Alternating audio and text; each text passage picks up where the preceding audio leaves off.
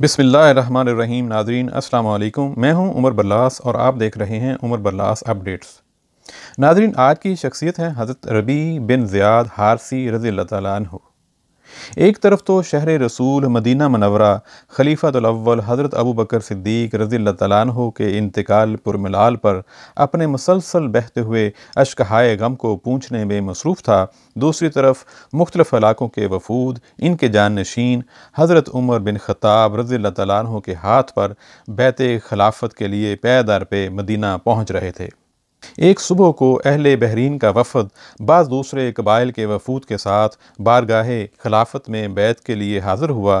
حضرت عمر فاروق رضی اللہ تعالیٰ عنہ ارکان وفد کے ساتھ گفتگو کے بے حد مشتاق رہتے تھے، اس خیال سے کہ ممکن ہے ان کی گفتگو میں انہیں کوئی عمدہ نصیحت، کوئی مفید مشورہ، کوئی فکر انگیز گوشہ یا اللہ تعالیٰ اس کی کتاب اور عام مسلمانوں کے خیر و فلاح اور ہمدردی کی کوئی بات مل جائے۔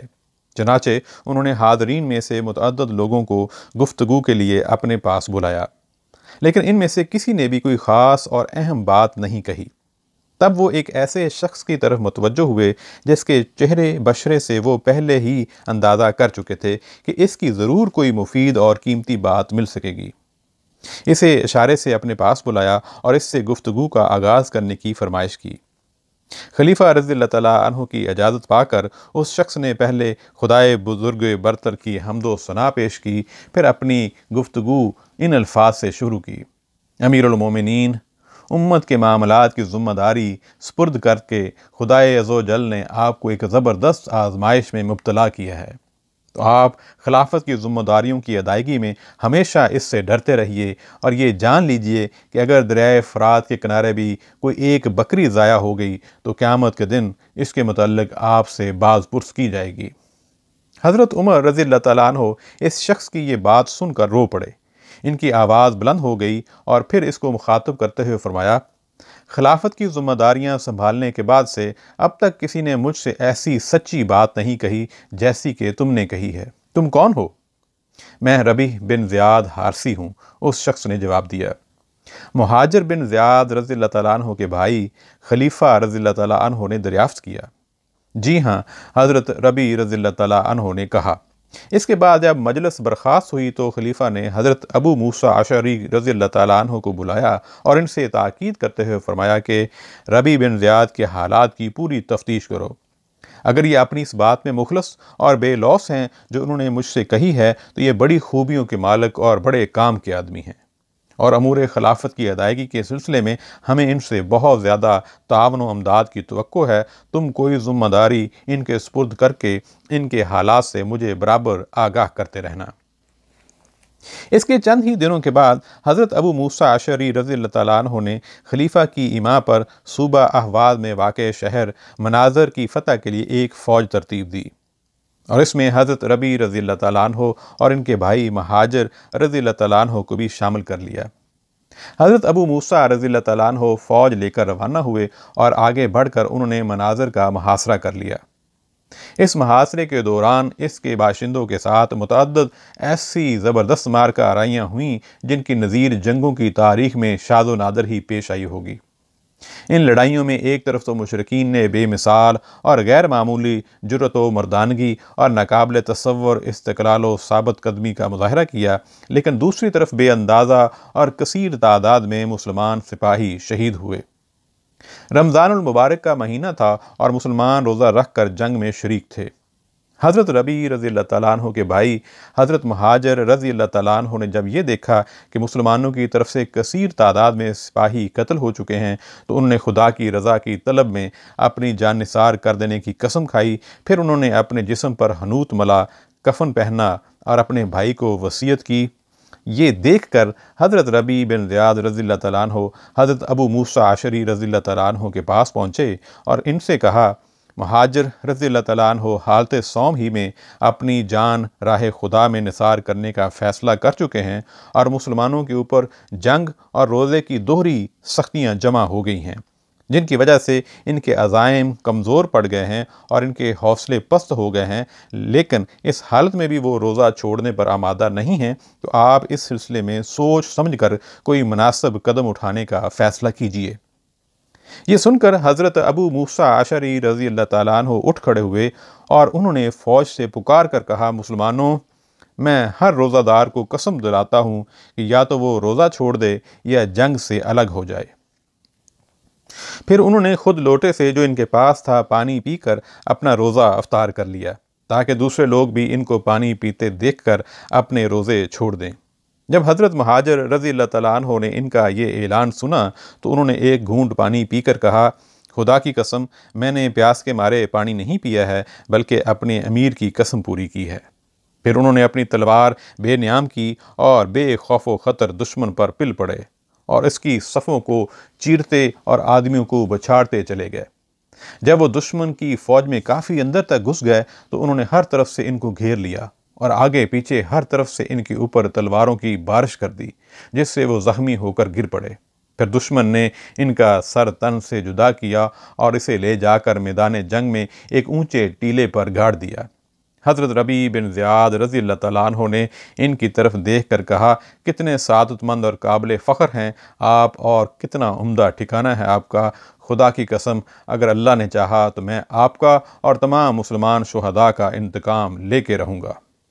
جب حضرت ابو موسیٰ اشعری رضی اللہ تعالیٰ عنہ نے اپنے بھائی کے غم میں حضرت ربیع بن زیاد رضی اللہ تعالیٰ عنہ کی اس بے قراری اور ان کے اضطراب کی کیفیت کو دیکھا اور دشمن کے خلاف ان کے سینے میں بھڑکتی ہوئی آتش غیظ و غضب کا انہیں احساس ہوا تو وہ فوج کی قیادت سے دستبردار ہو گئے اور اس کی کمان حضرت ربیع رضی اللہ تعالیٰ عنہ کو سونپ کر خود سوس فتح کرنے کے لیے روانہ ہو گئے۔ حضرت ربیع رضی اللہ تعالیٰ عنہ اپنی فوج کو لے کر مشرکین پر آندھی اور سیلاب بن کر ٹوٹ پڑے۔ دشمن ان کے حملے کی تاب نہ لا سکا، اس کی صفیں دھرم برم ہو گئیں اور اس کی قوت جواب دے گئی، اور اللہ تعالیٰ نے ان کو مناظر پر زبردست فتح عنایت فرمائی۔ انہوں نے لڑنے والوں کو قتل کر دیا اور عورتوں بچوں کو گرفتار کر کے لونڈی اور غلام بنا لیا۔ اس جنگ میں بے شمار مال غنیمت بھی ان کے ہاتھ آیا۔ مار کا مناظر کے بعد حضرت ربیع رضی اللہ تعالیٰ عنہ کا ستارہ اقبال پوری آب و تاب کے ساتھ جگمگا اٹھا اور ہر طرف ان کا شہرہ پھیل گیا۔ وہ نامور قائدین میں شمار ہونے لگے جن کے ناموں کے ساتھ عظیم الشان کارنامے وابستہ ہیں۔ چنانچہ جب مسلمانوں نے سجستان فتح کرنے کا ارادہ کیا تو اس فوج کی قیادت انہی کے سپرد کی گئی۔ سب کو اس بات کی توقع تھی کہ فتح و کامرانی ان کے ہم رکاب ہو گئی۔ حضرت ربیع بن زیاد رضی اللہ تعالیٰ عنہ غازیان فی سبیل اللہ کا لشکر لیے ہوئے سجستان کی طرف روانہ ہوئے۔ دوران سفر انہیں 225 میل لمبے اس دشوار گزار اور پرخطر صحرا کو عبور کرنا پڑا، جس کو پار کرنے سے صحرا کے باسی وحشی درندے بھی عاجز تھے۔ اس خوفناک اور بھیانک صحرا کو عبور کرنے کے بعد حدود سجستان پر سب سے پہلا شہر جو ان کے سامنے آیا وہ رستاق ذالق تھا۔ اس کی آبادی عالی شان محلات و قصور پر مشتمل تھی۔ پورا شہر چاروں طرف سے بلند اور مضبوط و مستحکم فصیلوں سے گھرا ہوا تھا۔ اس میں گلوں، پھلوں اور مال و دولت کی بے حد فراوانی تھی۔ ذہین اور دانا قائد حضرت ربیع رضی اللہ تعالیٰ عنہ نے وہاں پہنچنے سے پہلے ہی رستاق ذالق میں اپنے جاسوس پھیلا دیے تھے۔ ان جاسوسوں کے ذریعے ان کو معلوم ہو گیا تھا کہ یہ لوگ اپنی عید مہرجان کے موقع پر عنقریب ایک محفل میں جمع ہونے والے ہیں۔ حضرت ربیع رضی اللہ تعالیٰ عنہ اس مناسب موقع کے منتظر رہے اور آخر کار عید یعنی مہرجان کی رات میں اچانک بے خبری کی حالت میں حملہ کر کے انہیں تلواروں کی دھار پر رکھ لیا اور بزور شمشیر رستاق ذالق پر قابض ہو گئے۔ اس موقع پر ان میں سے 20,000 آدمیوں اور عورتوں کو گرفتار کر کے انہیں لونڈی اور غلام بنا لیا اور ان کے بڑے بڑے زمینداروں اور جاگیرداروں کو گرفتار کر لیا گیا۔ قیدیوں میں کسی زمیندار کا ایک غلام بھی تھا۔ مسلمانوں نے اس کو اس حال میں گرفتار کیا تھا کہ اس نے اپنے آقا کے پاس لے جانے کے لیے 3 لاکھ کی خطیر رقم جمع کر رکھی تھی۔ حضرت ربیع رضی اللہ تعالیٰ عنہ نے ان سے پوچھا کہ اتنا سارا مال تم نے کہاں سے جمع کیا؟ اپنے آقا کے صرف ایک گاؤں سے، غلام نے جواب دیا۔ صرف ایک گاؤں سے اتنی ساری آمدنی ہوتی ہے؟ حضرت ربیع رضی اللہ تعالیٰ عنہ نے دوبارہ سوال کیا۔ ہاں، غلام نے جواب دیا۔ وہ کس طرح؟ حضرت ربیع رضی اللہ تعالیٰ عنہ نے پھر دریافت کیا۔ ہماری کلہاڑیوں، ہماری درانتیوں اور ہماری محنتوں کی بدولت، غلام نے جواباً عرض کیا۔ جب جنگ ختم ہو گئی اور ذمہ دار اپنا اور اپنے اہل و عیال کا فدیہ ادا کرنے کے لیے حضرت ربیع رضی اللہ تعالیٰ عنہ کی خدمت میں باریاب ہوا تو انہوں نے فرمایا کہ اگر تم مسلمانوں کے لیے کسی بڑی رقم کی پیشکش کرو تو میں تمہارا فدیہ قبول کر سکتا ہوں۔ اس نے پوچھا آپ کتنی رقم چاہتے ہیں؟ میں یہ نیزہ زمین میں گاڑ دیتا ہوں، تم اس کو سونے چاندی سے ڈھک دو۔ حضرت ربیع رضی اللہ تعالیٰ عنہ نے اس کے سوال کا جواب دیتے ہوئے فرمایا آپ کی یہ شرط مجھے منظور ہے۔ ذمہ دار نے اپنی رضامندی کا مظاہرہ کرتے ہوئے کہا۔ پھر اس نے اپنے خزانے سے سونے چاندی کے ڈھیر نکالے اور اس نیزے پر ڈالتا رہا یہاں تک کہ وہ چھپ گیا۔ حضرت ربیع رضی اللہ تعالیٰ عنہ اپنی فوج کے ساتھ سرزمین سجستان میں کافی دور تک اندر گھستے چلے گئے اور ہر جگہ فتح و کامرانی نے ان کا استقبال کیا۔ دشمن کے قلعے ان کے گھوڑوں کی ٹانپوں کے نیچے اس طرح گرتے چلے گئے جیسے باد خزاں کے جھونکوں سے درختوں کے سوکھے پتے گرتے ہیں، اور قبل اس کے کہ ان کے سامنے تلواریں بے نیام ہوں، شہروں اور دیہاتوں کے باشندوں نے اپنی عافیت اسی میں سمجھی کہ جلد از جلد اپنے لیے امان حاصل کر سکیں۔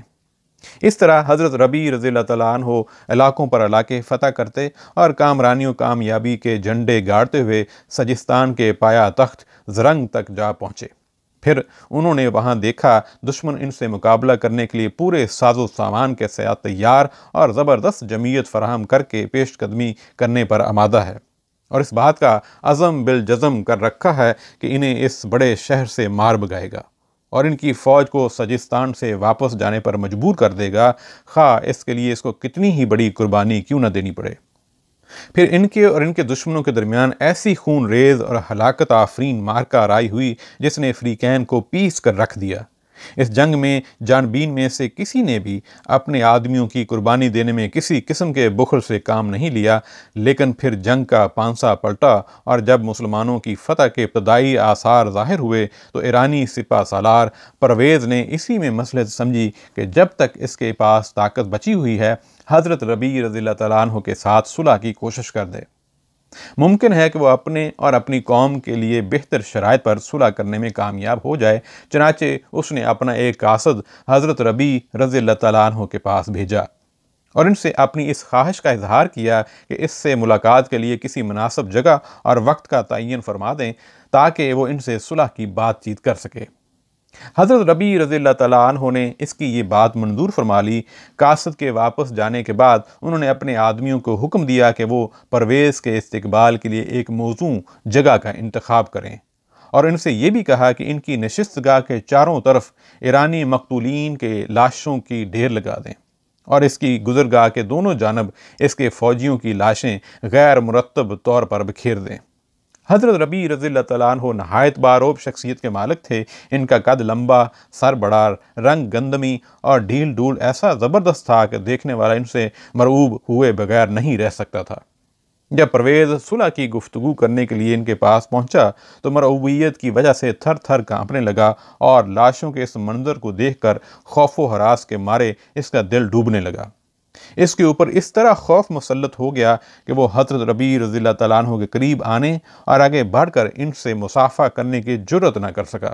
دور ہی کھڑے ہو کر ہکلاتے ہوئے اور لڑکھڑاتی ہوئی زبان سے خوشامدانہ آواز میں ان سے بات کی اور اس شرط پر صلح کی خواہش ظاہر کی کہ وہ ان کو 1000 غلام پیش کرے گا جس میں سے ہر ایک کے سر پر ایک سنہرا جام ہوگا۔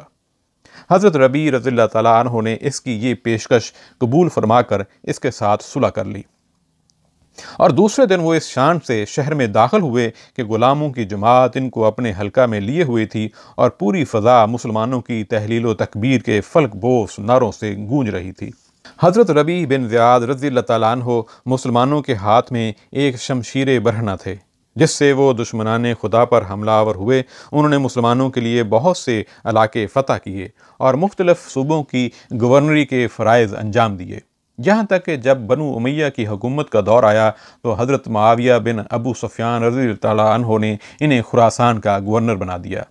حالانکہ وہ دل سے اس ذمہ داری کو انجام دینے پر آمادہ نہ تھے، ان کی کراہت و ناپسندیدگی میں اس بات نے مزید اضافہ کر دیا کہ بنو امیہ کی حکومت کے ایک نہایت اہم اور ذمہ دار رکن زیاد بن امیہ نے جب ان کو یہ لکھا امیر المومنین حضرت معاویہ بن ابی سفیان رضی اللہ تعالیٰ عنہ کا حکم ہے کہ جنگ میں حاصل ہونے والے مال غنیمت میں سے سونے اور چاندی کو مرکزی بیت المال کے لیے مخصوص کر دو اور ان کے علاوہ باقی چیزیں مجاہدین میں تقسیم کرو۔ تو انہوں نے اس کے جواب میں تحریر کیا کہ تم نے امیر المومنین کی طرف سے جو بات لکھی ہے کتاب اللہ کا حکم اس کے خلاف ہے۔ پھر انہوں نے فوج میں اعلان کروا دیا کہ سب لوگ آ کر مال غنیمت میں سے اپنے اپنے حصے لے جائیں۔ اس کے بعد انہوں نے خمس دارالخلافہ دمشق بھجوا دیا۔ اس خط کے موصول ہونے کے اگلے دن جمعہ تھا۔ حضرت ربیع رضی اللہ تعالیٰ عنہ نے سفید کپڑے پہنے، نماز جمعہ کے لیے مسجد تشریف لائے، جمعہ کا خطبہ دیا اور خطبہ کے بعد فرمایا کہ لوگو، اب میں زندگی سے بیزار ہو چکا ہوں، میں ایک دعا کرتا ہوں، آپ سب لوگ میری اس دعا پر آمین کہیں۔ پھر انہوں نے دعا کی، خدایا اگر تو میرے حق میں کسی خیر کا ارادہ رکھتا ہے تو مجھے جلد از جلد اپنے پاس بلا لے۔ حاضرین مجلس نے آمین کہی، اور اس روز کا سورج ابھی آسمان میں غروب نہیں ہوا تھا کہ جرت و شجاعت اور عزم و حوصلہ کا یہ نیر تاباں سرزمین خراسان میں روپوش ہو چکا تھا۔ انا للہ و انا الیہ راجعون۔ ناظرین، آج اتنا ہی، انشاءاللہ پھر کسی اور روز کسی اور شخصیت کے ساتھ حاضر ہوں گے۔ اپنا خیال رکھیے گا۔ السلام علیکم۔